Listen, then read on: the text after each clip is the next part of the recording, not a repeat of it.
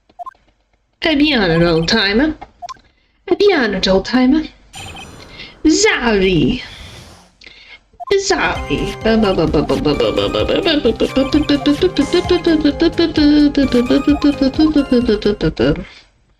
Okay, we're back to where we were. Yeah.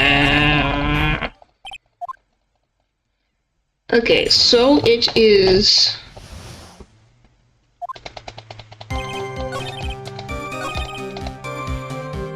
Save right here. Present this. Okay, few.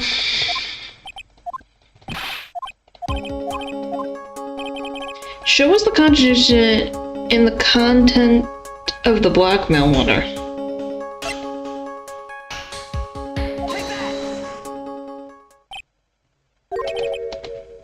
Okay, that's not right. What specifically?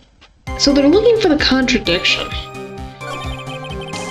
Go back. Fine, I'll hit tab because you're being annoying, game.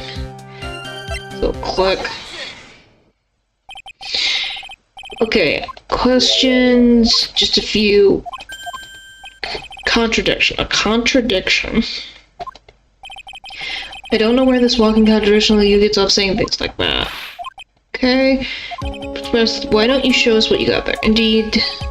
Show us the contradicting evidence that is in the context of the blackmail letter.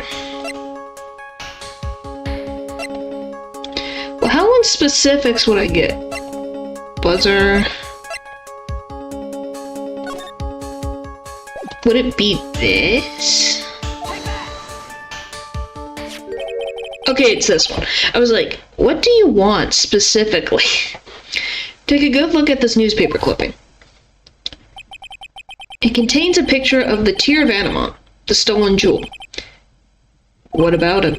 The problem is this jewel's color. Color? I'm not much for discussing color myself. According to the clipping, the color of the stolen jewel was blue. However, in the blackmail letter, a totally different jewel is mentioned. I'll take that red diamond you received the other day. Red.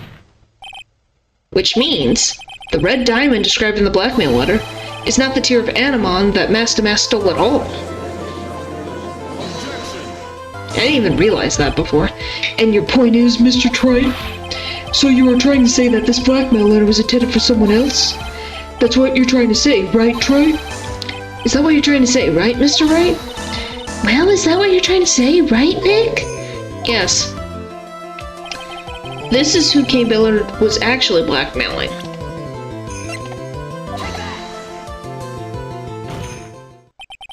Naturally, it was you, Detective Atme. Do you have any sort of basis for the claim? You've been personally involved in every single Mastermind case. And in that last case, you recovered what was stolen. And received a jewel. As your reward. A jewel? Probably the one wrapped conspicuously around your finger. That red diamond ring. That is the diamond referred to in the letter. Which means that Kane Bullard wrote that letter in order to blackmail you. Yeah. Order in the court. Order, I say. It seems you gone too far with your childish pranks, Mr. Trite. Uh-oh, I don't like the way he said that. Kane Billard blackmailed Luke Atme? Are you for real? Yes, I am. Nick, come on, stand up to him. Then answer me. This. The blackmail letter contains the following passage. If you don't want your identity revealed to the world. Yes, it certainly does. Kane Bullard threatened to make Luke Atme's identity public knowledge. Identity he wanted to keep a secret. So just what was that identity? Luke Atme killed Kane Bullard because he was afraid of his secret becoming known. What was this identity he wanted to keep a secret? This is what it all comes down to, Nick. The identity that Luke Atme wanted so desperately to keep secret was... a blackmailer? Luke Atme was a blackmailer. Objection! Hey now, isn't that a little different from what you've been saying? You said that Kane Bullard was the one blackmailing Luke at me. You saying that Luke at me was blackmailing someone else on top of that? You have to admit, that does sound a little odd. It's not odd. It's the only thing that makes any sense. Kane Bullard was blackmailing Luke at me. And back, I just had to reset my router. Well, that's good. Hey, sometimes routers need to be reset. You never know. Routers be weird sometimes.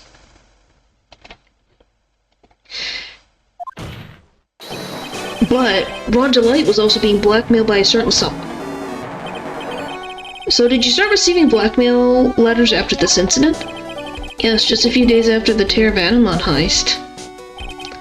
After that, I started getting the plans in the mail. I received plans from some very kind person, incredibly detailed plans. Detailed plans? In which case, that would mean that Rhonda Light was actually Master Mask. That is what we are claiming. Someone else came up with the plans and had Mr. Rhonda Light steal his targets for him. And that someone was none other than Luke at me. Shush, silence. Now I see, it's all becoming clear. What is? When you were in grade school, you received the same report card every year. Careless, with a tendency to jump to conclusions. Am I wrong? How did you... You say that I, Luke Atme, was blackmailing Rhonda Light, in which case I would naturally know all about his relation to Master Mask. Well, yes. Rhonda Light started receiving plans from his second crime onward, correct? Which means I learned of his identity when he committed the first crime. Good point. You certainly couldn't have blackmailed him otherwise. In that case, let's see some hot, bitter evidence. During the first crime, how did Luke at me know that Rhonda Light was Master Mask? Does the newspaper clipping say it? Stolen, Terror of Anamon.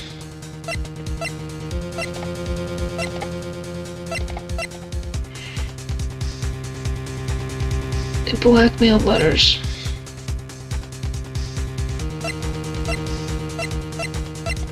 What is the specific wording? That found in the shadow of it looks like it was torn off clothing.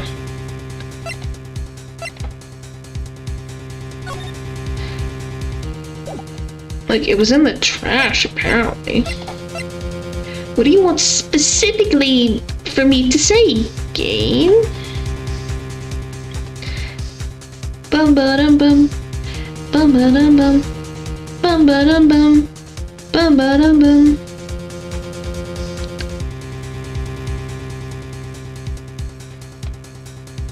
Okay, so it is the... So I am correct on this. Apparently. I think I see it. See what? When you were in grade school, you received the same report card every year. Gets into lots of mischief trying to be the center of attention. What do you mean? This newspaper clipping. It has a picture of you and Rhonda Light in his guard uniform. It seems that Master Mask didn't just disappear into thin air. He just took off his outfit and hid it in a bucket. That sounds far too stupid to be true. But there's a guy right in front of you on the witness stand who uses a freaking magnifying glass as a monocle. I think anything can be possible, Judge. Correct, with tricks like that, he couldn't fool a baby, let alone an ace detective. And that's when you figured it out, Mr. Atme. That's when you learned that under his mask, Master Mask was really Rhonda Light. What the? Wasn't he supposed to be Master Mask? Not only that, it looks like he wasn't even an ace detective. Can't believe it, he was just a slimy blackmailer. What a fraud, trying to pass himself off as an ace detective. Why you? How dare you expose me like that? Why I mean, I never blackmailed anyone in my life. I'm a famous and proud ace detective, and also Master Mask. Why can't you understand that? I'm afraid you are neither a proud thief nor an ace detective. You're a blackmailer and a murderer. That is your true identity.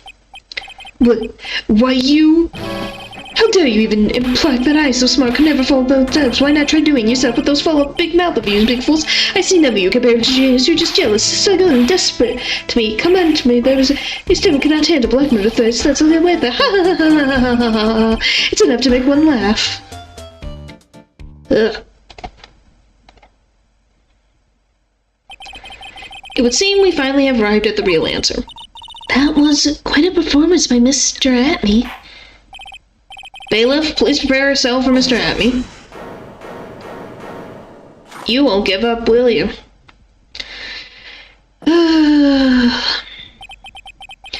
The hammer that strikes too fast has no time to aim. What do you mean? Am I prepared to deliver my ruling? Allow me to say one thing. I will be the one to judge. You don't get much more in your face than that. It appears that your claws weren't quite sharp enough, Mr. Trite.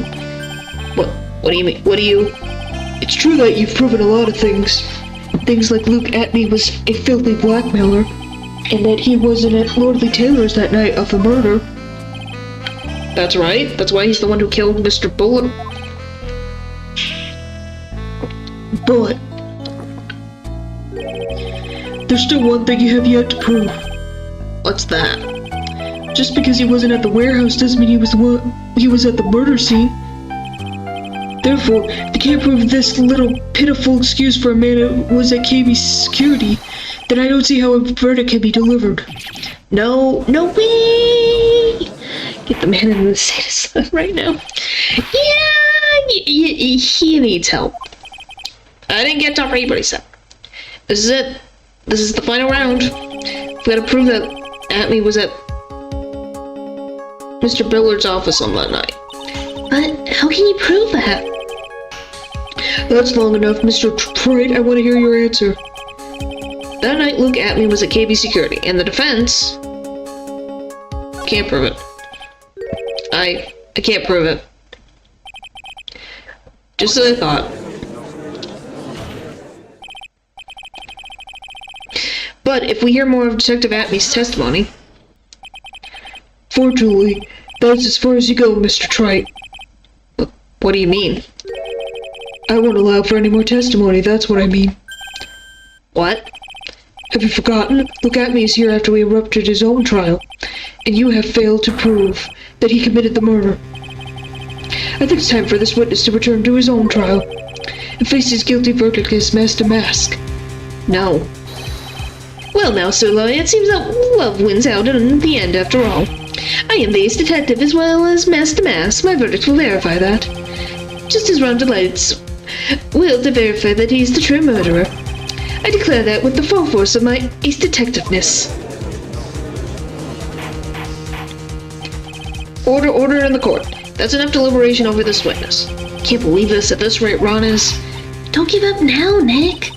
We still have tomorrow. We can look for more evidence in. By then, it'll be too late. Huh? Why?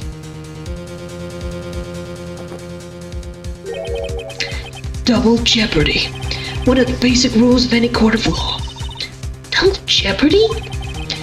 Should a defendant be tried and found innocent in court, that defendant cannot be tried again for the same crime. This is a fundamental rule of all courts, and it applies to this witness as much as it applies to anyone else. Mr. Amley will be found guilty in a matter of minutes. Guilty as Master Mask, which means he will be innocent as far as the murder of Cain Bullard is concerned. No way! The fact that you were unable to prove Mr. Atney's guilt of that crime here means that he will never again be tried as Cain Bullard's murderer. Wah!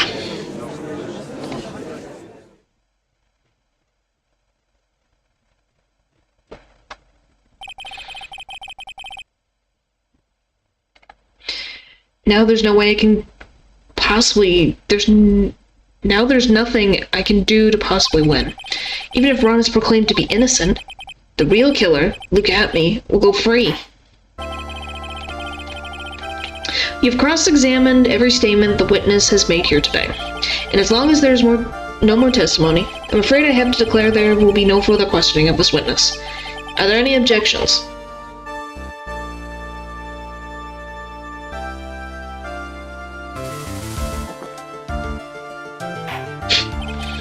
Then I hereby end this cross-examination of Luke at me.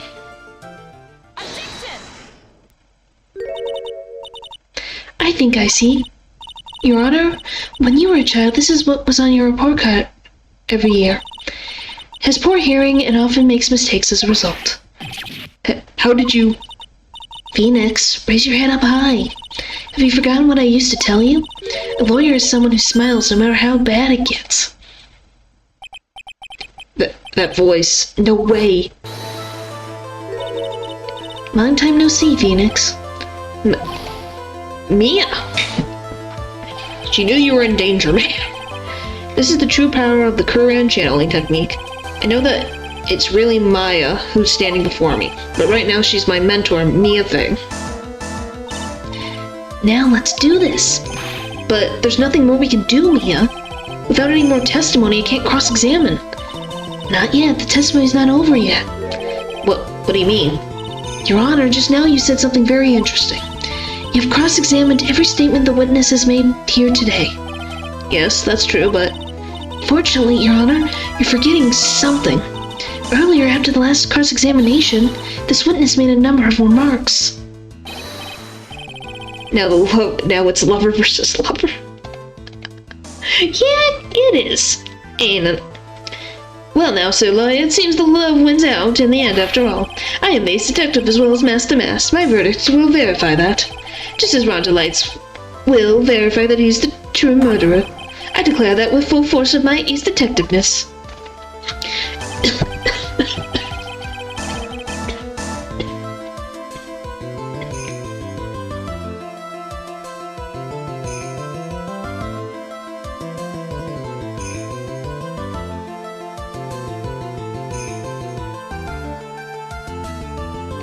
Goodness. Look at me made me cough so much I'd hear it out. Yes, but these comments appear to have no importance whatsoever. Very well, then we shall prove their importance via cross-examination. Any rate, as long as the witness has made these remarks, we, the defense, assert our right to question them. Is that alright with you, prosecutor? Is something the matter, Mr. Godot?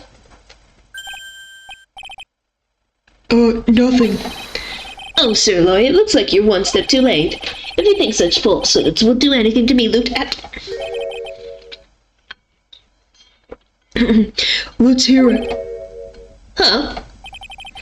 It's true that the witness made some remarks. So then, let's hear this last bit of cross-examination. Mr. Godot, what are you... Yeah, you can tell that he cares for Maya a lot. Like a lot. Mia, excuse me, not Maya. Mia! They put... Why the M's of two siblings? But, you know. He cares about her a lot. Very well then, Mr. Luke Atney. I'm going to allow the defense to cross-examine your earlier remarks. The defense would like to hear why you declared the defendant to be the true murderer. So please give us one last bit of testimony. Phoenix, this is it. This is our absolute last chance. Yes, Chief. Yes, Chief. Here we go. The last testimony. Indeed, it is true that I was not at Lowly Taylor. I had to leave to see about another vitally important job request. Well, because I think... Well, I'm assuming you already know about who Godot is.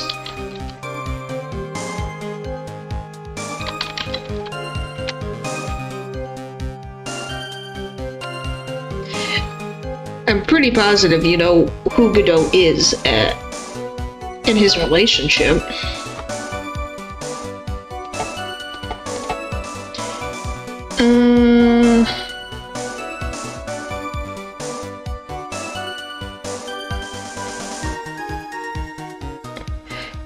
Yep. I'm just trying to find... Okay, I didn't know if they were I don't want to spoil it, just in case someone watches this stream in the future before we get to that point. But yes. So, they're very close, that's all I have to say.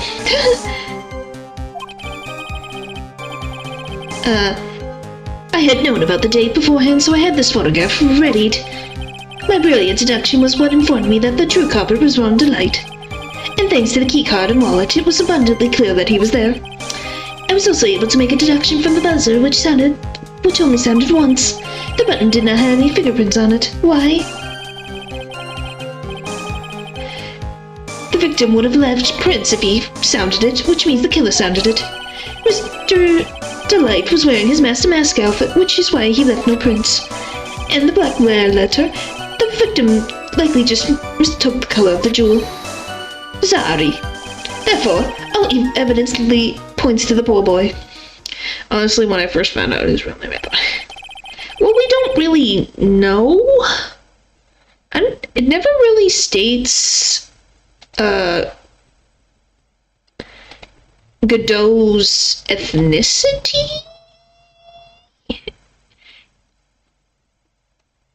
Like, I don't know, I don't think it prefaces his ethnicity.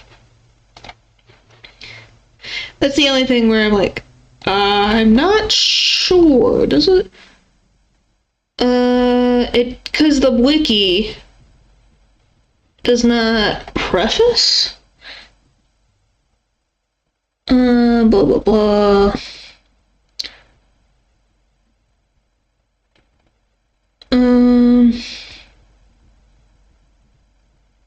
Trying to find, I don't think it specifies.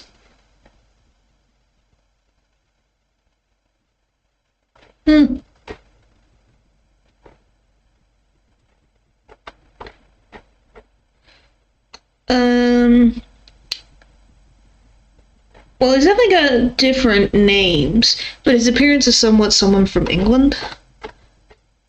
Objection. Hello, cat. Welcome. I don't know. His outfit, but it doesn't mean that his ethnicity. He could have. It could be, we have no idea. It never prefaces anything. That's one of the things I will say. We have no preface, so who knows. This testimony actually seems to hold up pretty well. The witness earlier remarked did not appear to have been hastily prepared. All of his points have been explained, and none of them seem to contradict anything. But of course. But how did you know about the emergency buzzer? The police investigation documents went directly through me. Really? Why are the police so questionable in this universe? He is, like I said, I'm not sure. They never say it specifically. So I'm not going to assume what his ethnicity is unless he says so. Because he has a Spanish name, so who knows? Wait, Phoenix Wright is in every game. Yes, Phoenix Wright is in pretty much every game. I take your word for it, but it makes some sense, especially with his full name. Yeah, his full name, but then when you look at, like, the Japanese version, I keep hitting the wrong thing. Because when you look at the wiki and look at his name in other languages, his other names preface where is his name? I missed it. Like some of his English name ideas were Joseph Kappa, Xavier Barstux, and William Havamug.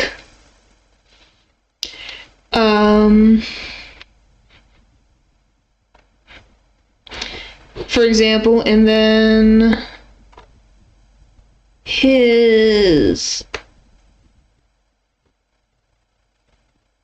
that's Russian. So the Japanese name is Soryu Kaminagi. meaning tree of God, and maybe a reference to waiting for Godot, which the photo tree initially is given name. Suryu contains the kanji for dragon and a trait shared by Jet. So yeah, it's anything. Why his name... So at least this wiki says that why he has the name, his true name, is because of the last syllables of his first and last name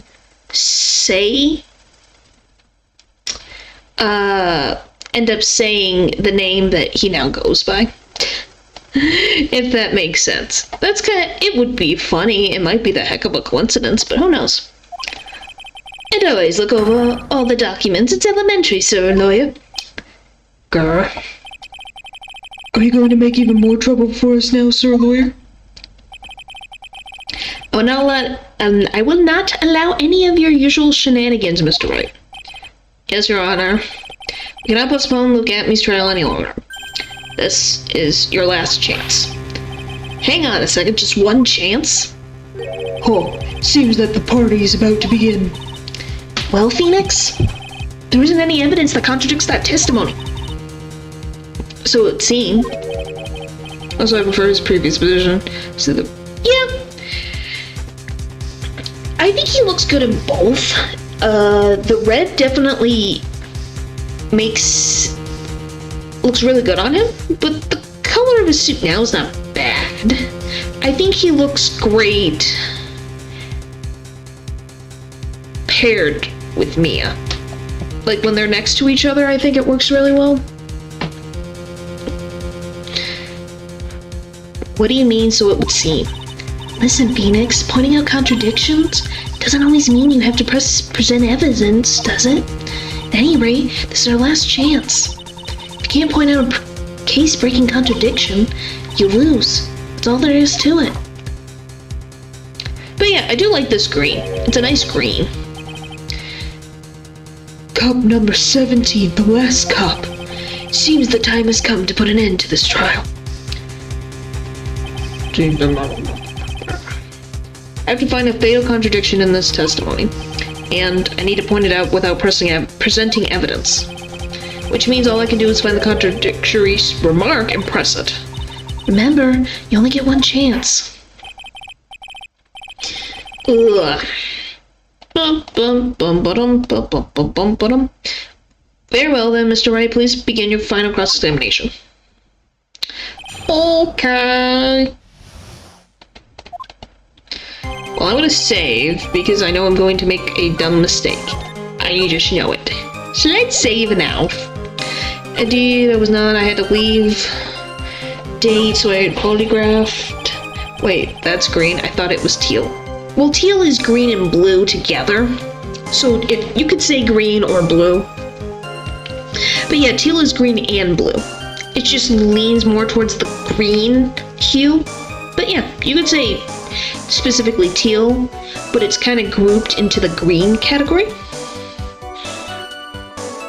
So we're both right in the way that we say it, if that makes sense. Was forming of the crop rat, and thanks to the key card and wallet, it was abundantly clear that he was there.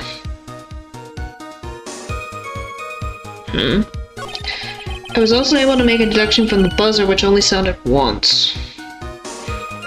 Did it sound once? I'm gonna double check. There are no fingerprints. Buzzer went off once.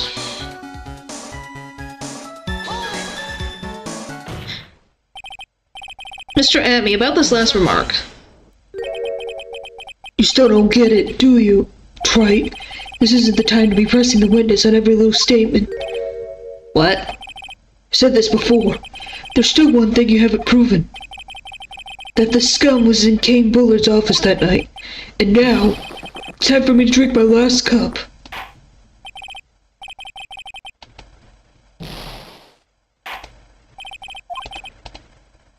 Oh boy, you won't let me loud. Wow, you're making me go through all of this. Come on, man. Wow, it just takes me right to the title screen. Okay.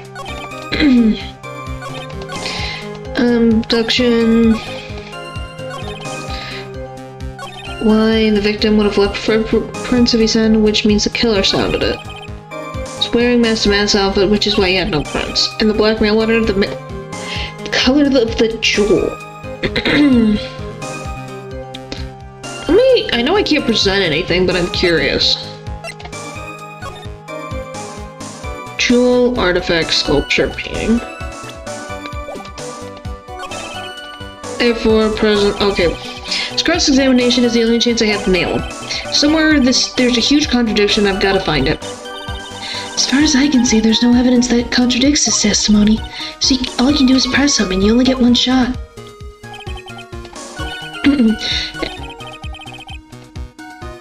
I had known the day before, and so I had this photograph readied. I had to leave to see another really important checklist.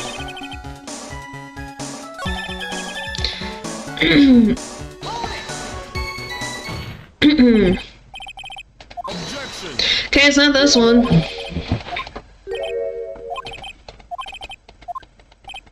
Alright, so it's not this one. And we get to go through this all again. I'm gonna drink some water. My suffering.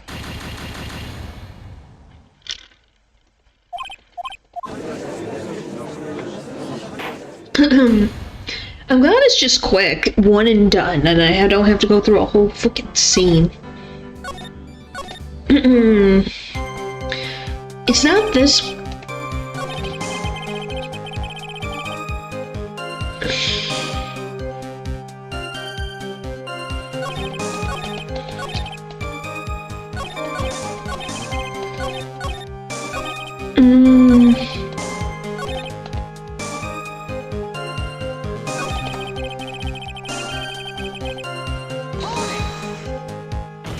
I don't know.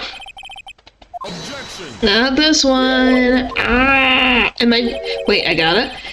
I'm afraid you're the one who doesn't get Mr. Godot. What? Mr. Atney, it seems you have finally admitted that you were in the CEO's office on the night of the murder. How can you say that? Let's review your testimony, shall we, Mr. Atney? So that was what? Fourth time? I got it on the fourth try? The button did not have any fingerprints on it. Why? Mr. Delight was wearing his Master Mask outfit. Is that correct? Indeed, that is what I said. My deductions are absolutely foolproof. More like your deductions prove that you're a fool. I'm sorry, whatever do you mean? For some reason, I'm starting to get really thirsty. When exactly did we learn the fact that Ron Delight was dressed as Master Mask when he went to the scene of the crime? That was, It was just a few hours ago. Back when my sixth cup was looking at me with a cold stare. Huh? Oh, did I forget to mention it before? Sorry, I just never had a chance to mention it up until now. Yeah, you never said it. That's right, the defendant had yet to tell anyone else this fact before this morning. Therefore, the only people who should know this are those who had been watching this trial. Here, do you understand now, Detective Atney? There is no way that you should have known about that. Yeah, true. True. You were in the next courtroom being tried as Master Mask. So then enlighten us, just how did you know about that piece of information? Well... Come on, this detective must have known about it. Probably had plenty of chances to find out beforehand. And it's those chances that I want to discuss next. That night, Mr. Delight was wearing his Master Mask outfit. There's one and only one way for Detective Atney to have found that out. Only one. One way, you say? Please recall, if you will, Mr. Delight's testimony. When I entered the office, there was a suspicious shadow there. For a second, my client witnessed the real killer.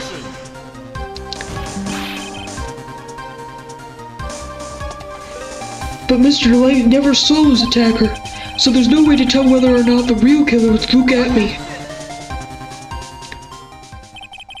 It with that statement that I'll turn this case on its head. Just what are you implying? Mr. Delight was the real killer, correct? Now, if you turn that statement around, stands to reason that the real killer also had seen Ron Delight. Impossible. True.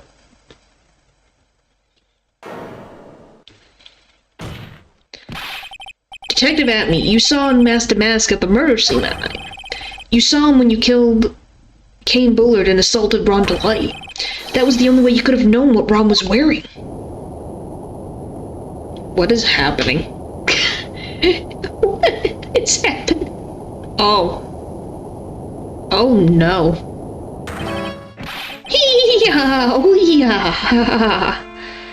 That was the tremor. Take a good look, everyone. Unable to find a rival worthy of my genius, I was forced to create one by myself. Here I am, the tragic clown. That's the same line you gave yesterday. But I think there's a little more meaning behind it this time.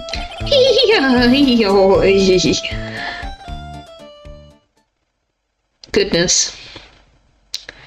What an awfully complicated incident. Kane Bullard was blackmailing Luke Atme, who was in turn blackmailing Ron Delight. Yeah, off he goes. Upon killing his blackmailer, Luke Atme tried to frame Ron Delight. Then he claimed to be guilty as Master Mask in order to escape his true crime. And to that end, he ended up with this plan. To use the double jeopardy rule when making his alibi. At any rate, it would seem we finally found the truth. Excuse me. I came perilously close to besmirching the record of an innocent young man. Besmirching him with the title of murderer. Don't ignore me. Oh, I didn't realize you were there. Why wouldn't he be? About the verdict. I know. You never committed any murder. That's right, I'm so glad you understand that, but I really am Master Mask. Huh? So, thanks to the trial yesterday, I'm innocent now, right? What was it that you said? Double jeopardy? Now that you mention it. I've been careless. Careless? What do you think, Mia? As the defendant says, the rule of double jeopardy is absolute. Defendant can never be tried twice for a crime in which he was once found innocent. Then, Master Mask is really innocent? Would seem so. For now. For now. Now then, this court finds the defendant. Dude, he's just way too much of a sinner. Yes, he is. But hey, he was Master Mask. He did commit a crime. He just got very frickin' lucky. Now then, this court finds the defendant not guilty. Yay!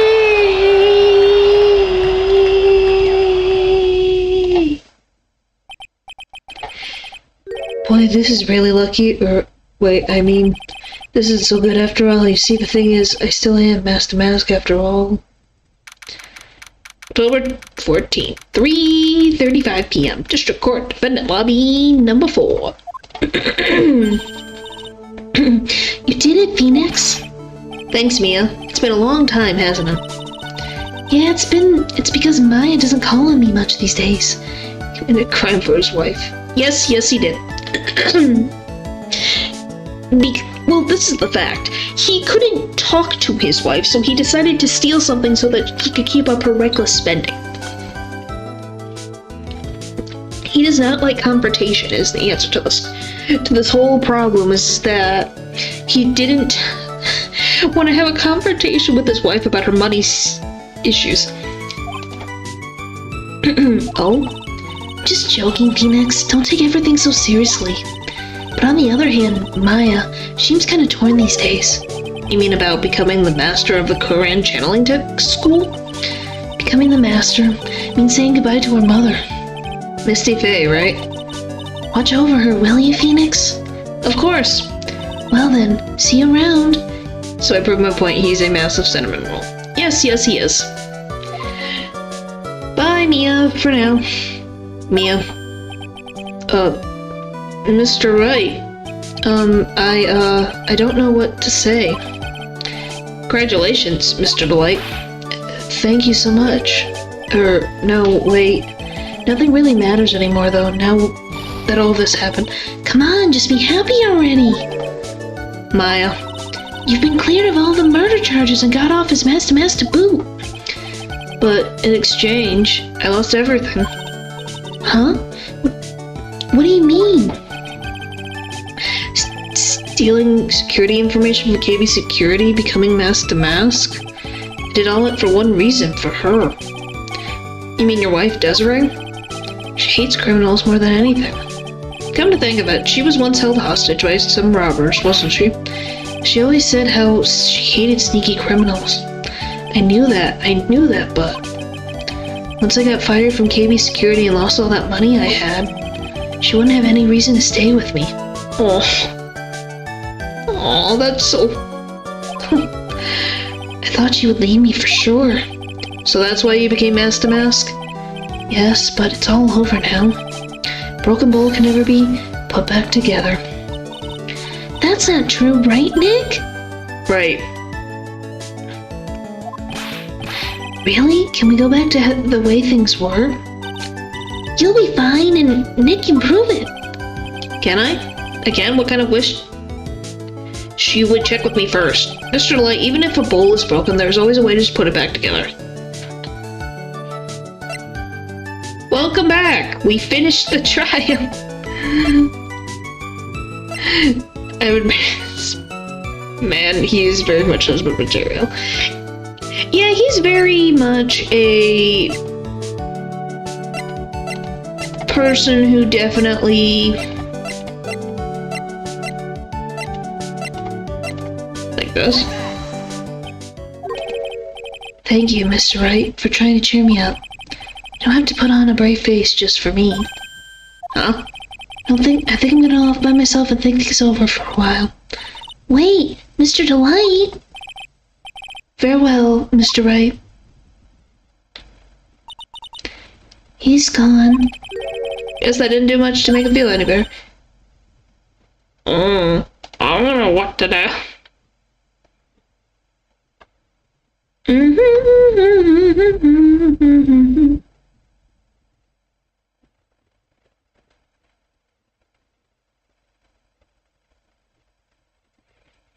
Alright, let's just do this. I know I said few minutes, but I was taking It's okay, it's fine. Hey, Nicky boy. Miss Delight. Haven't seen Ronnie. Do you know where he is? Well... And here I was all ready to throw him a big, not guilty party. Nicky boy. Yes? I'm really glad I asked you to defend my Ronnie. Thank you so much. I'll never forget what you did for us. Oh, well, take care of yourself. You too, Nicky boy. Gulp. I can feel my face going red. Mr. Nick, Mystic Maya, congratulations! So it evened out. Gasp. Talk about bad timing. Mr. Nick, how could you, with another man's wife in front of Mystic Maya? No, you got it all wrong. I'll never forgive you, never, ever.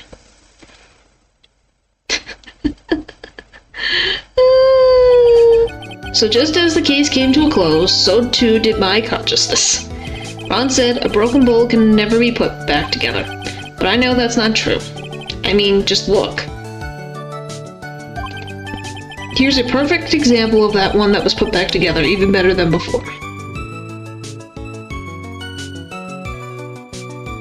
Yay! Let's go, Pearl. Yay, Pearl did it. Yay! Recipe for turnabout? I think that's what the next one is called. This one's an interesting one. You ready to see an old face? I got bad luck with blessings, so I just had fun with my face first. Oh boy.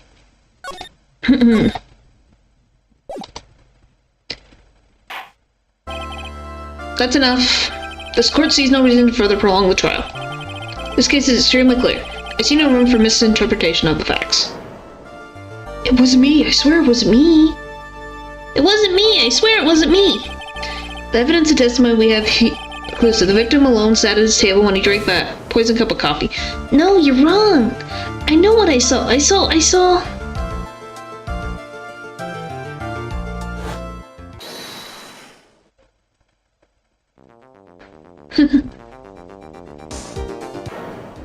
I saw someone else there. A man. He's the real killer.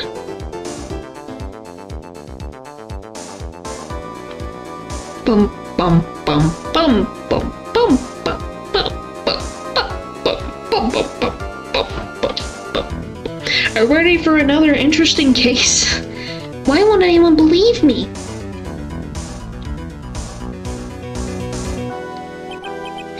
Well, I'd say that pretty much wraps up this case up, wouldn't you?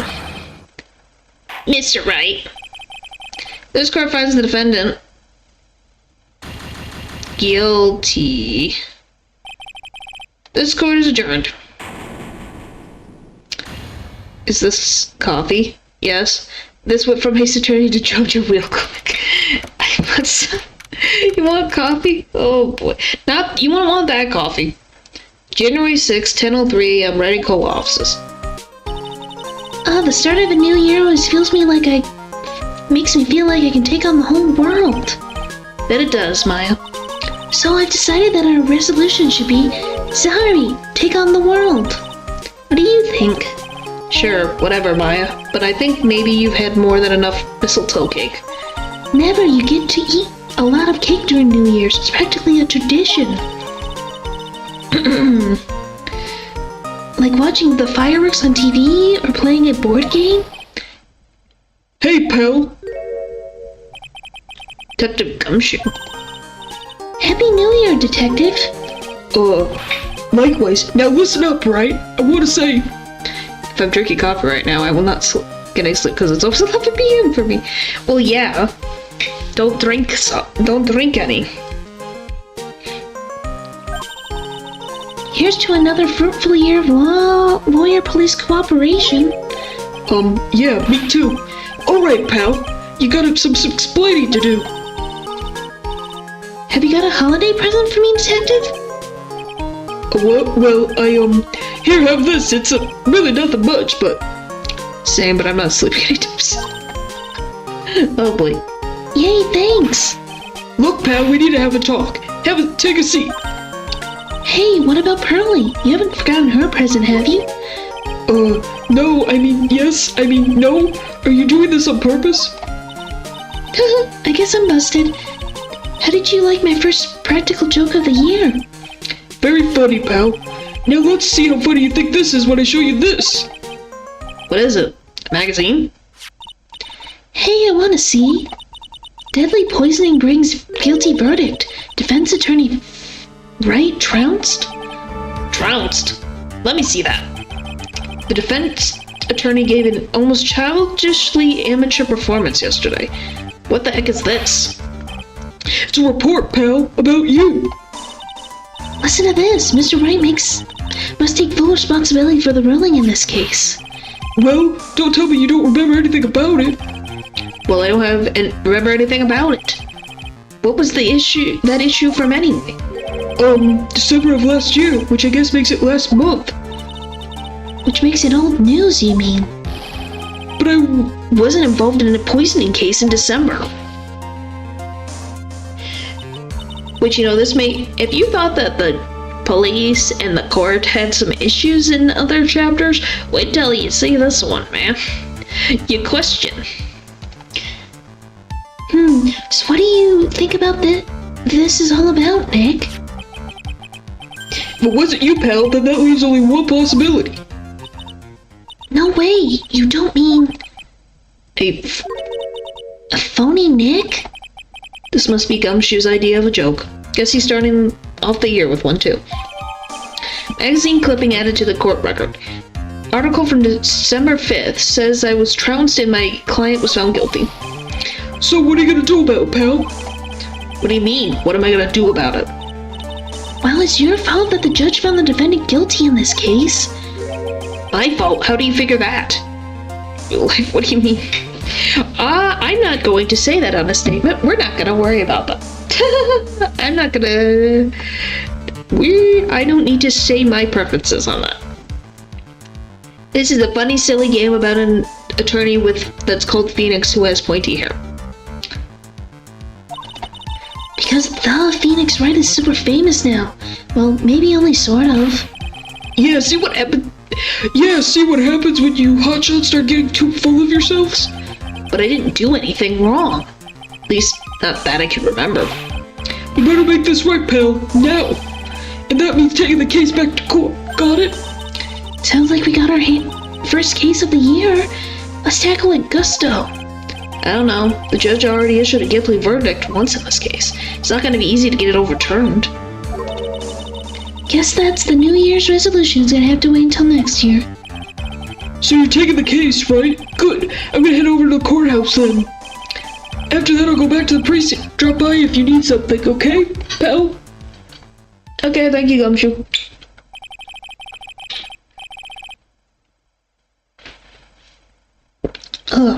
Guess people are starting to know the name Phoenix Wright. The client entrusted a case to me based on my reputation. I guess I'm kind of responsible. But why would someone want to impersonate me? What sort of guy would do that? You have no idea.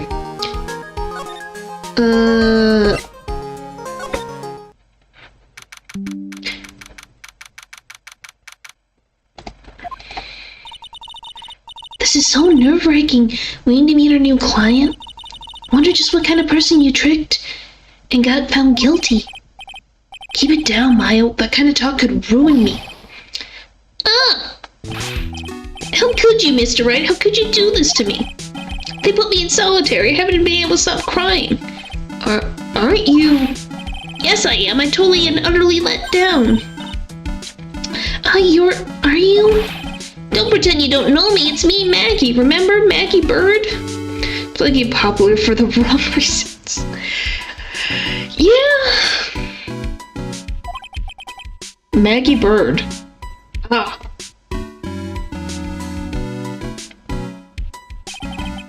Maggie Bird, she's the policewoman I defended that one time. She was accused of murdering her lover. He was a cop, too. What are you doing here? Didn't I get you acquitted? Oh, sure, very funny. After that fifth-rate defense job, you come in here and start making jokes?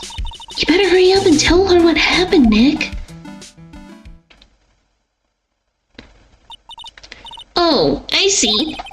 So that's where we stand right now. I'm sorry you've been caught up in another murder. My whole life has been nothing but a whirlwind of bad luck and failures. I vaguely remember her saying the exact same thing last time. Does that mean I could get a... I knew it. No.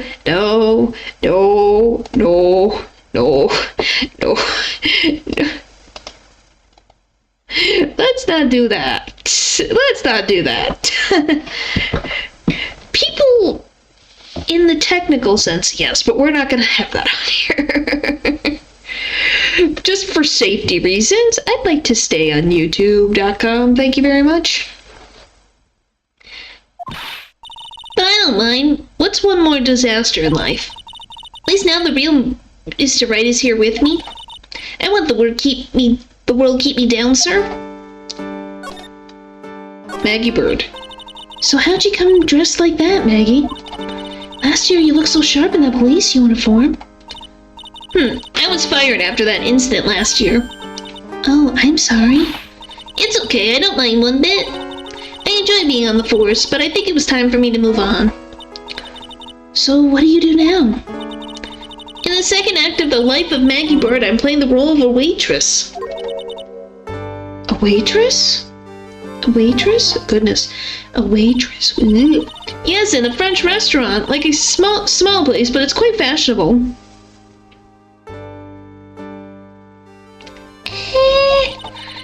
Okay, guess I'm not playing under jail real life yet. Please don't do that. Yeah, please don't. Please don't do that. That would be not good. My charming smile and shapely figure came through for me. And the owner, Mr. Armstrong, hired me straight away, sir. And then you got into this mess right away, right? Yeah, you could put it that way. What happened? This whole mess started on the 3rd of last month. And it happened at Trebian.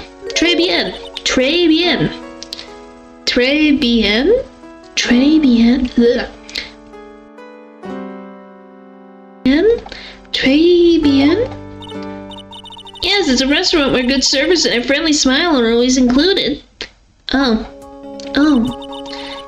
There were 2 men at the table, both drinking coffee, and then...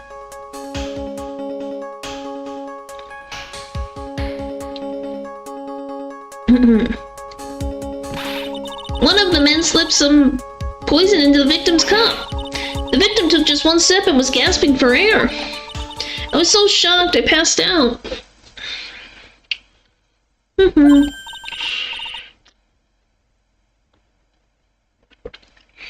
Hey, hold on there, Maggie. What? You keep calling the guy the victim. Didn't you know the guy who was killed? Not at all, I never... Goodness. Not at all, I've never seen the guy before. Oh. So she wouldn't have a motive to kill him then, I guess. And the other man, the killer, you saw him, right? Of course! A good waitress must be attentive to the clientele. So you saw the killer, but you were found guilty of the crime anyway? How come? You tell me, Mr. Wright. Guess the answer to my question is my phony. Anyway, she saw the killer, but better to see if I can get a description of the guy. Guilty verdict. So you saw the murderer. Why were you still convicted? Because no one else saw. Saw what? The other man. The one who put the poison in the victim's coffee. Everyone testified that way. Mr. Armstrong, the customer, everyone. The victim was sitting alone at his table the whole time. But how is that possible? It'd say I'd play on the chess. Well, your previous statement says otherwise, so what do you mean? What do you mean? Your other statement says a lot. I don't know, but not one person will believe me, sir. Even Phoenix Wright, my one last hope for a fair trial, failed me. What a pathetic defense. My granny could have done a better job. Look, that wasn't me, okay? And then, they found something a bit incriminating in my apron pocket. What? A small bottle of poison. What? Poison? It was in your pocket? Well, I passed out when the victim collapsed. The murderer must have slipped the poison in my pocket when I was unconscious. And no one else saw this other guy? No, sir, that's what everyone said, but I don't see how they could have missed him. The other guy. That's not better. That's not better. I think there's another correct answer. Because that one's wrong. I was the one who took the coffee to the 2 men. Oh? And what was your impression of them? Well, when I first saw them, I kind of thought they might be in the music industry. In music? How come? Well, one of them had some sort of earpiece and an emo musician look about him. And there was a sample CD on the table, sir. Earpiece and a sample CD, huh? Did you get a look at the CD at all? It had a band's name written on it. I think it was MC something. That must be preparing for the debut, I guess. So it was a band CD? Maybe a promo disc? Maybe it was MC Screwdriver. Get serious, Maya. Would you buy the CD of a group named that? People would. Don't underestimate what people will buy. What was the name again of that group again? MC Hacksaw? No, MC... And what about the killer? What did he look like? Well, I don't really remember. Only that he was a young man, well built like the victim, really.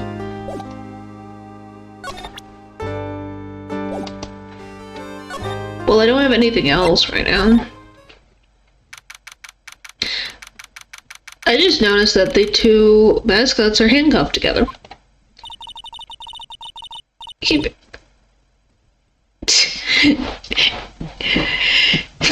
Yes, that is the correct answer.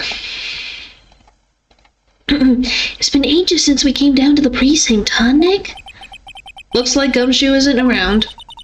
He's got it so easy, leaving everyone else to do the work. No, he's out there somewhere. I bet he's on the courthouse. He's probably trying to arrange the retrial of this case. Guess that means we should go to the detention center and chat with our killer, huh? After being convinced without a fair trial, I'm not sure killer is the right label. Okay, so just talk to Maggie again. So what if I present this?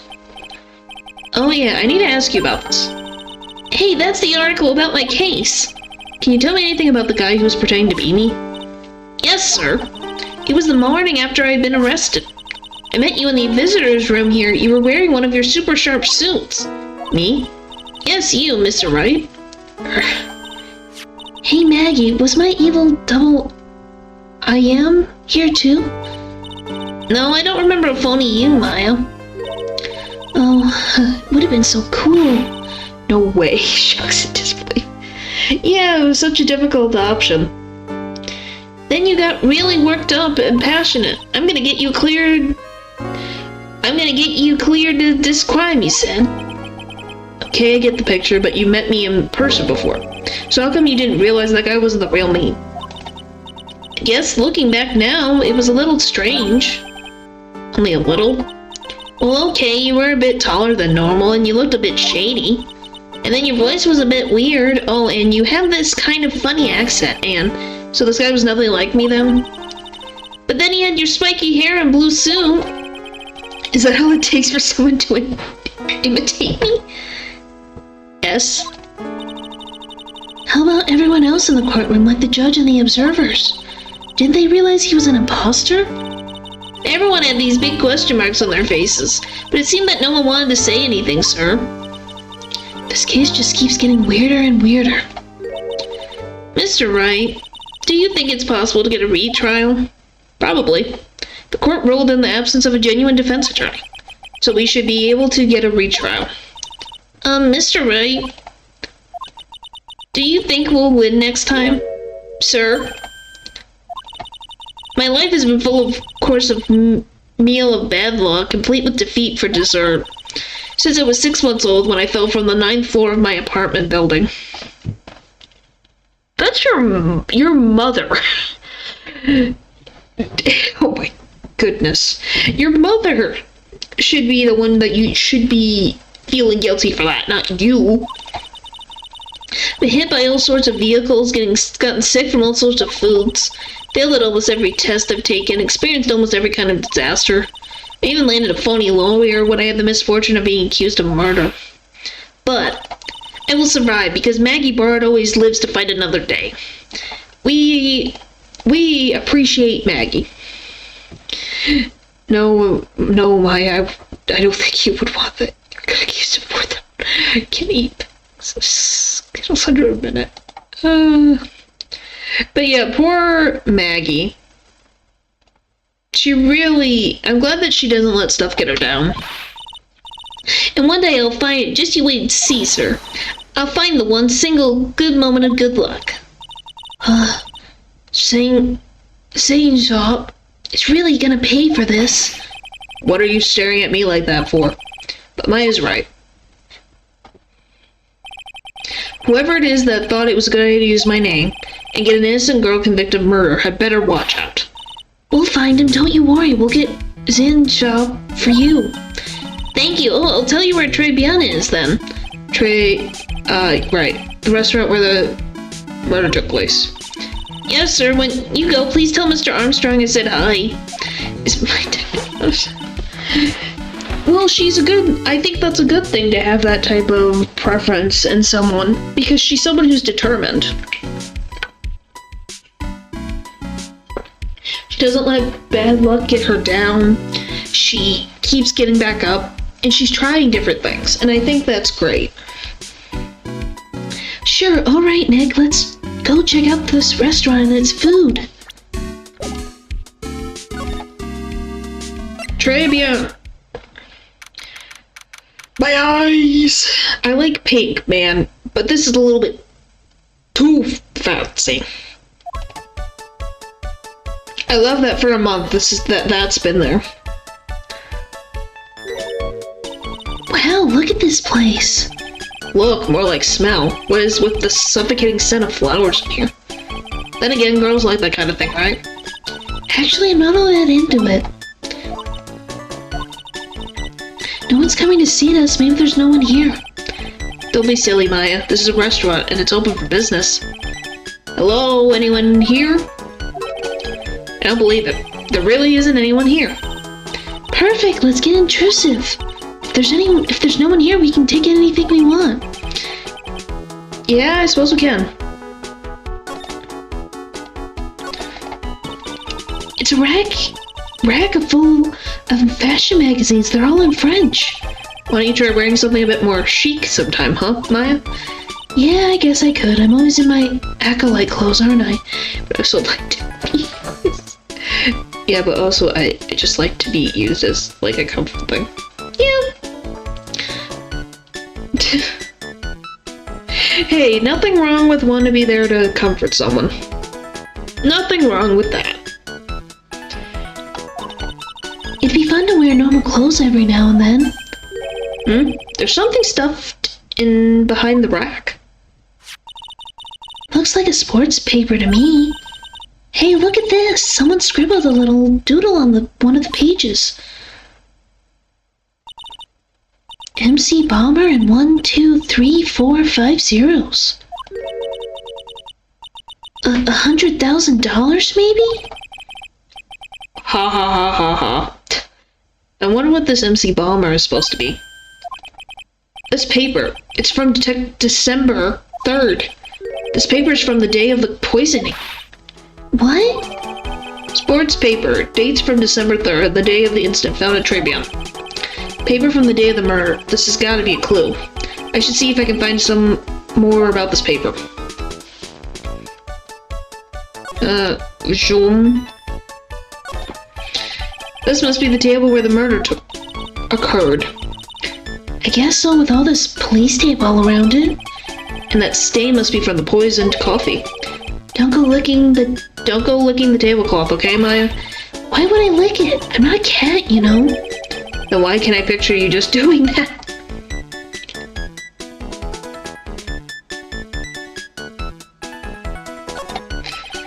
This table set nicely, just needs a customer. What do you think this flower is, Nick? Let's see. Well, it doesn't look like a tulip, and it's not a sunflower, I don't think. Duh, even I could told you that. Well, those are the only kinds of flowers I know. Dang nabbit, I'm a lawyer, not a botanist. Wow, it's a beautiful winter wonderland out there. Really? Cool, I love snow. Let me see. Huh? It's not white, it's not even snowing. Got you, I was only kidding, Maya. Nick, there are lies that are okay to tell lies, and lies that definitely aren't. All I did was tell an itty-bitty white lie about the non-existent white snow.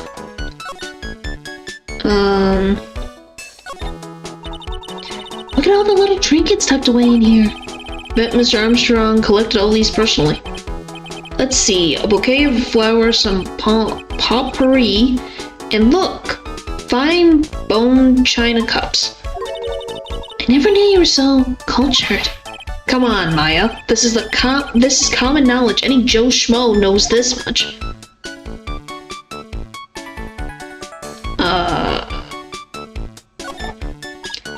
Look, it's one of those magical boxes that spits out money. You know, you're the only person who would ever describe a cash register in that way. True. They looked at that. I guess look at this now. Okay, well, we looked at that. Okay. I don't know, I just put it. I just like being useful. Like I said, nothing wrong with that. Not a thing wrong with wanting to have that type of thing. That's just something you have to talk with your partner and things like that. This restaurant has partitions that separate the tables. When you're seated at a table, you can only see the tables that's to your right or left. Okay. Can I do anything else?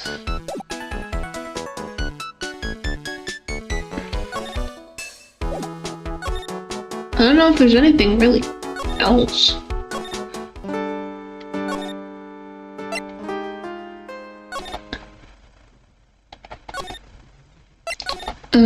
I guess we could see... Oh, a sports paper. Let's see. Did Gustav Braun manage to defend his heavyweight title?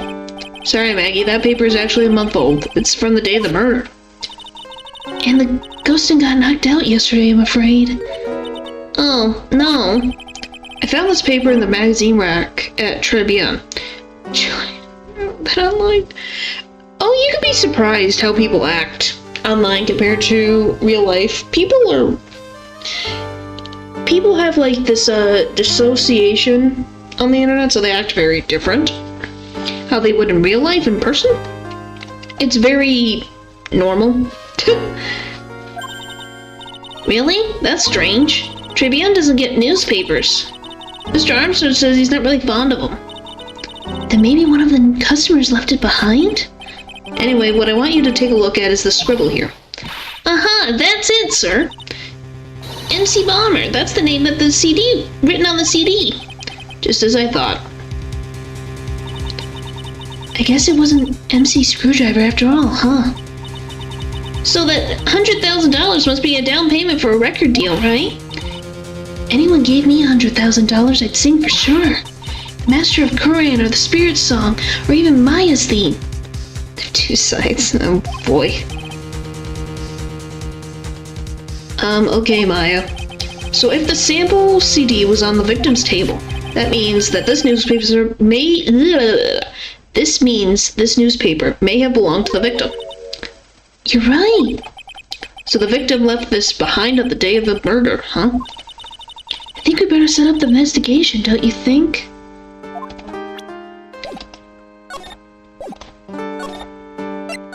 Step up the investigation. Okay, we're back. Oh la la, bonjour, welcome to Trilogy. Oh, hello. What happened to Maya? She's frozen stiff. Bonjour, welcome to my petit restaurant. Hey. Huh? B Avenue? Oh, non, my petit tulip. Huh? Me? Look at this face, like a kitten rejected by its own mother. You are fatigued, non? Alors, you need this. A romantic bath oil, Melange of Leroy and La Rose, my personal recommendation. You think I need what? Oui, just add a couple of drops of this mixture to la bathwater and voila. It will soothe your body and your mind. It's simply fantastic.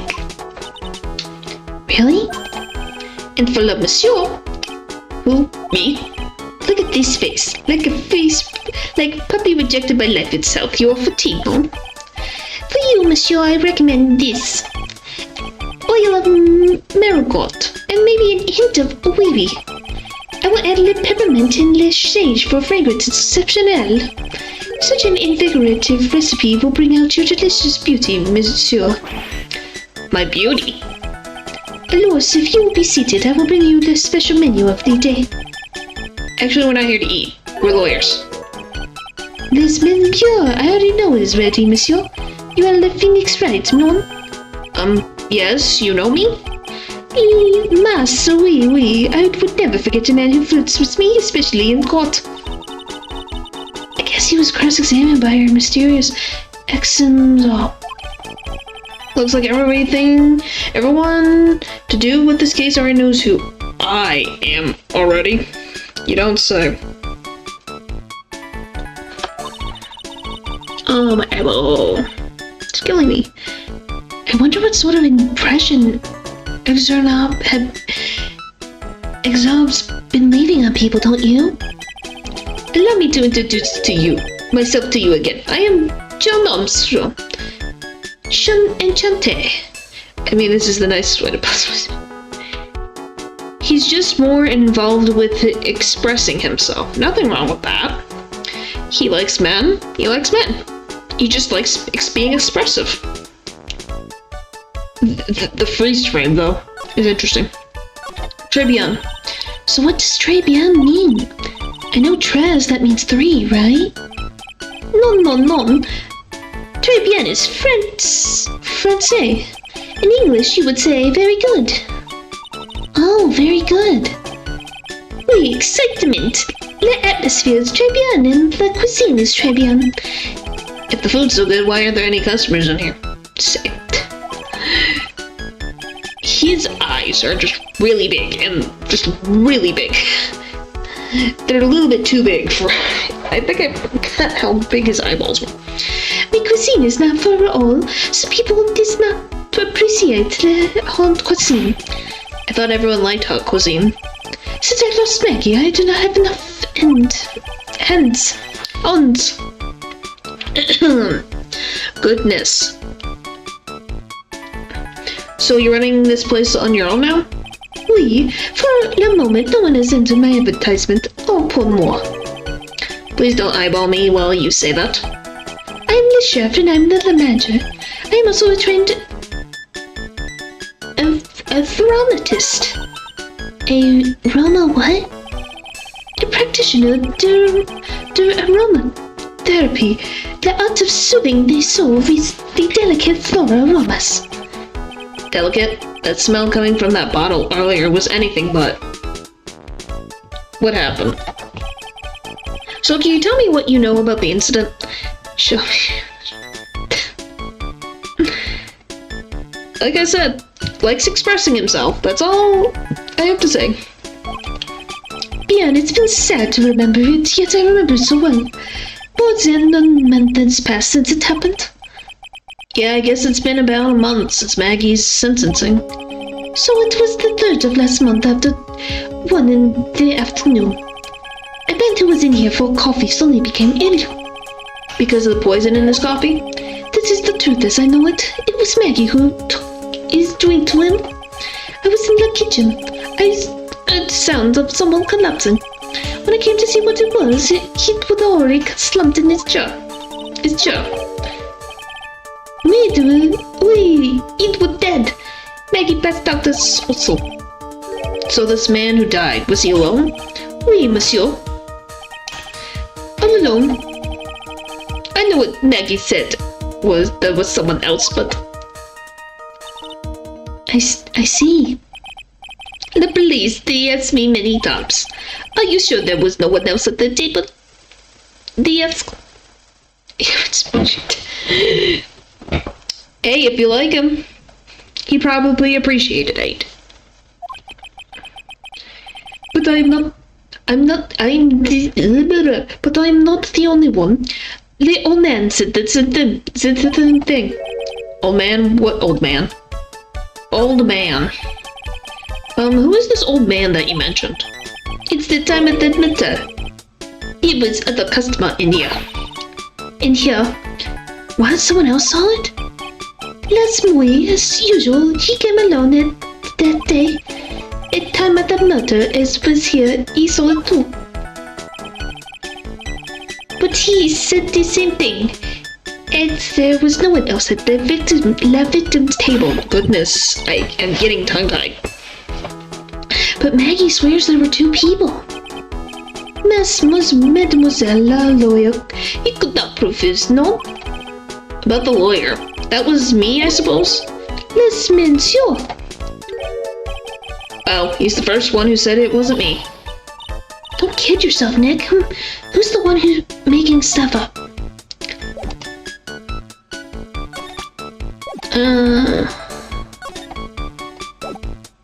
I guess I could present this. We found the sports paper in the magazine rack here. One of my customers must have left it behind. Must have left it behind. Do you have any idea which customer it was? The only ideas I have, Mademoiselle, I see for my kitchen. Let's be honest. guess. Hi, Maggie. Okay, I still have something to do with Travian, I guess. I don't know what. Oh, frick, I wish to circle.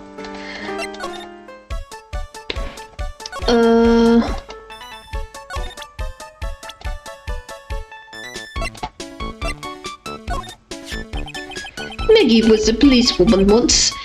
Natispus? Yes, but she had to quit for, reasons beyond her control. Oui, she was left suspect in the murder investigation, no? Oh, you know about that? This is why I gave her a perfume for the happiness. Happiness perfume? We blended from Macron. I have given to you before. But she's been arrested again. And felt guilty this time. No, you're not allowed. Sorry! Can't say that. Let him express himself. Let him be himself. This is true. A natural aroma of unhappiness must have been too small. Just admit it, your perfume doesn't work. I'm not surprised she was the prime suspect. It is something that took place before my very eyes. Something like what? What's this guy talking about? Does this mean Maggie did have motive? We gotta ask this guy for more info. Stat. Maggie's motive. When Maggie took the coffee over to the victim, did anything happen? We, I suppose you could say so. So what happened? No, it was nothing. Look, Maggie says she didn't even know the guy, but she's still been indicted for murder. The prosecution must have come up with some kind of motive. True. Oui, it is true. If there was anything at all between Maggie and the victim, it could be relevant. So please tell us anything you know. 1, 2, 3. Wow. Cyclops? Oh, just don't want because.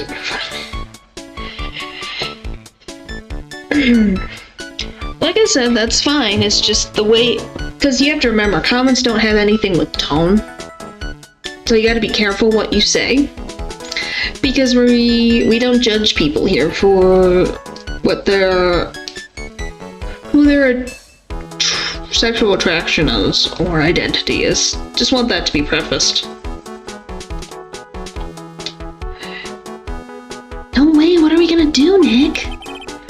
We'll just have to What's wrong? The Magatama, it's gone. Huh? I had it in my pocket, but it vanished into thin air. What? I don't remember that. But I could see the Cyclops. Maybe that means that Magatama's nearby? Mr. Armstrong, could I just confirm something with you again? The table where the victim was sitting. Was anyone else sitting there? I did it by spittle.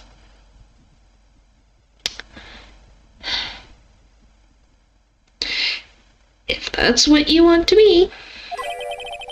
This is the question you have asked. You'd have to ask yourselves. Goodness. Huh? I'm? Him? The old man spends all of his time this at La Park. La Park? Oh, a park. What park's that? Behind the restaurant, it's called the Vitamin Square. Thank you. Le bon père, my dear. Let's go check out this Vitamin Square right now, Nick. Well, obviously we are... I don't know where it went.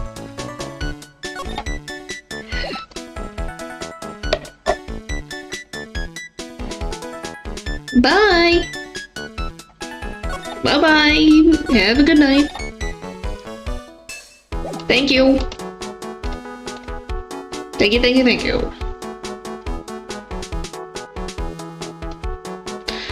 And we're gonna go to Vitamin Square. Vitamin Square. So this is Vitamin Square. I've never started and go which ways mistakes to fix it. Well, you did scrap a pencil. Yeah, I see where they get the name from now. The fruits scream vitamins at you. Hey, Nick. That's the guy, right? Isn't that the old man Mr. Armstrong was talking about? That grouchy-looking grandpa? He's throwing seeds out for the pigeons. He's not throwing seeds for them. He's throwing seeds at them. Freaking... Ugh.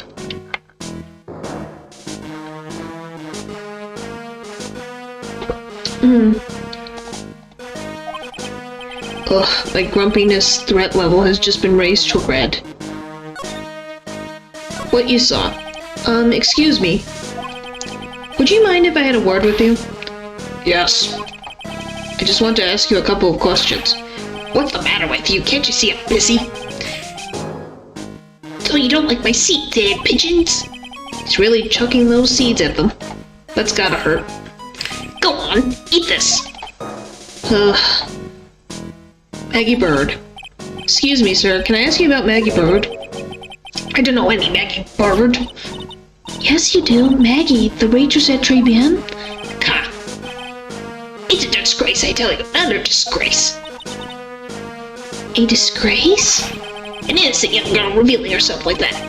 Revealing? You mean her uniform? The youth of today. They don't have any shame. No shame, I tell you. Not 1 ounce. Whatever happened to the old Bushido values of Japan, like honor and modesty?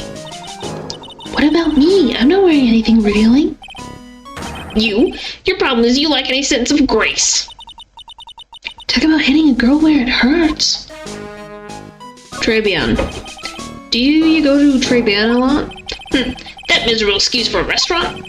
That garbage they serve in there's not food. Where's the sushi, the tempura, the rice? Trebian is a French restaurant, sir.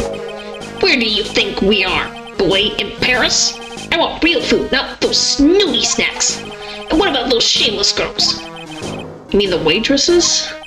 You can see all the way up to yes, the waitresses. They're practically naked. It's a disgrace, isn't it? Well, isn't it? Listen, it's not my restaurant. God, it's a miserable excuse for a restaurant. That place miserable. He certainly knows the place. He must be a regular. But if he hates it so much, why does he keep going? I think you know why. Trebian regular. Are you regular at the restaurant, sir? It's just, if you dislike it so much, why would you keep going there? Sir? There you are, filthy pigeons. You want food? Ha ha! Take that. He must be hiding something, right? If he is, I should be able to see a cyclock or two. Oh wait, I don't exactly have the Magatama right now, huh? Remember, Nick, that Magatama is only on loan. You better find it or else. If Pearls ever gets wind of this, I'm going to be in a world of pain.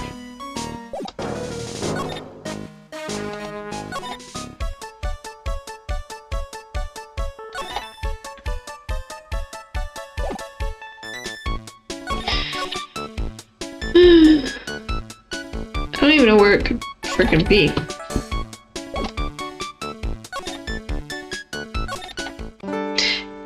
Boogie's grandpa for real. I guess. Oh, I didn't get him registered in the frickin' thing. Why?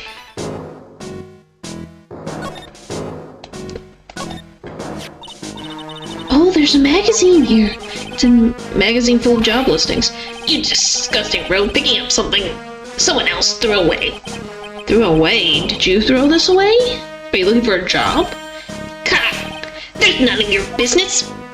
Sorry, I guess I'll just take the magazine with me then. I don't want anyone else having it. Give it back. Too bad. Now that you want it so bad, I don't want to give it up.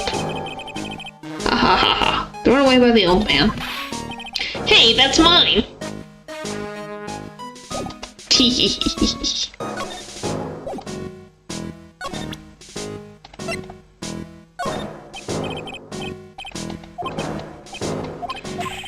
Okay, so he's just like that. Okay.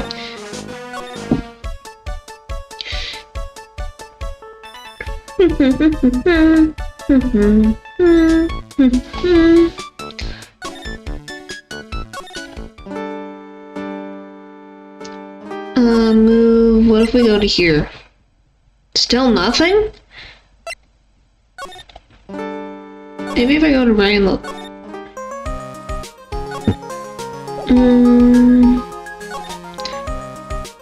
Don't see it around. I'm assuming it's back at Trilogy, but I don't know where.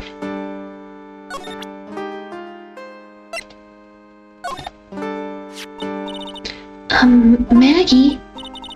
Oh, are you looking for some part-time work, Maya? Why don't you take a job at the restaurant? I bet Mr. Armstrong would hire you. Really? Me? It's pretty cool being a waitress, you know. In the kitchen, you get to see all the chef's greatest secrets. What secrets? You can't make it obvious, but just spy on him for a bit. You'll see it's interesting. Wow, I can't wait to get my apron on now.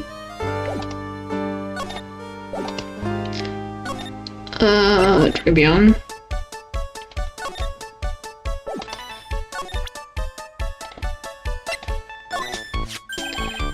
Mademoiselle.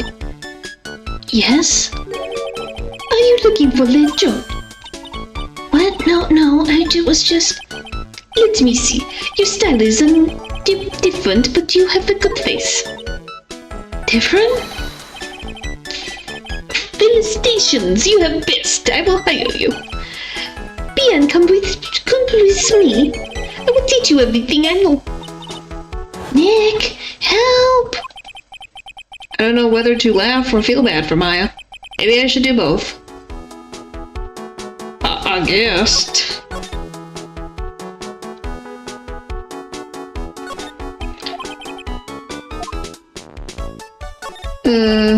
Must be the tail or the poison. The whole area is still full of tape. I guess it must be under investigation. Type behind the counter. Can Mr. Armstrong even get in there? And if he got in, could he get out again? It's a rack full of fashion magazines. All the clothes in there are atrocious. Some of them have red circling. We'll help Mr. Armstrong's not thinking by those. I just want you to find your stuff. There's a bunch of little trinkets on the shelf by the door.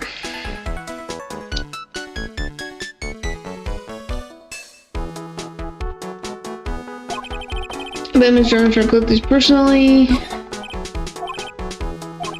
French is open or closed. Must be one or the other, I don't know. Well, there's gotta be somewhere.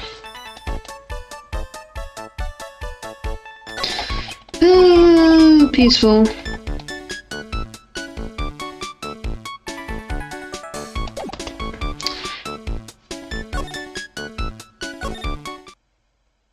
Okay, so she's gone. Looks like they have Maggie in questioning. Guess I'd better ask her. I'll come back if there's anything I need to ask later. Go to criminal affairs. Okay, now we're updated. Finally. Well, pal, have you found the evidence yet? The one that's gonna find her innocent? No, not yet. We only just started our investigation. Well, whatever you need to know, I'll give you the dirt on it. Putting it off all the other cases for now. Come, she's really fired up about this. Oh yeah, one more thing. The trial has been approved. Court sitting at 10 a.m. tomorrow. And Godot's gonna be the prosecutor. Oh, him. Now listen up, pal. If Maggie's found guilty again, Yes? I'll make sure you get locked up for good. Got it? Golly gee willikers, aren't you nice? Maggie Bird. So the guilty party was Maggie Bird, huh? Yeah. Back when she was on the police force. You were her mentor when she was a rookie, right? Yeah, I kept a close eye on her. I mean, not too close, you know? Hey, what's with the funny looks, pal? I was just her. It wasn't like anything. Look, I was just her boss when she was doing her training. But that was it. Nothing happened. Gumshoe sure is sweating up a storm over nothing. Oh, so that's it. Our big old Gumshoe has a little old crush on Maggie. I don't like her or anything. I was, Note to self, gossip with Maya about this later. Look, pal, don't tell anyone, okay? You gotta keep it a secret. Got it? Sure. And would you mind not guessing what I'm thinking all the time? Wait, I see Maya with me. but unfaithful, I see that. But yes, you'll see her in the orange outfit. I don't know if that will be this stream or the next time we play Ace Attorney. Hey, tell your face, pal, not me. You have to be blind not to see what's on your mind.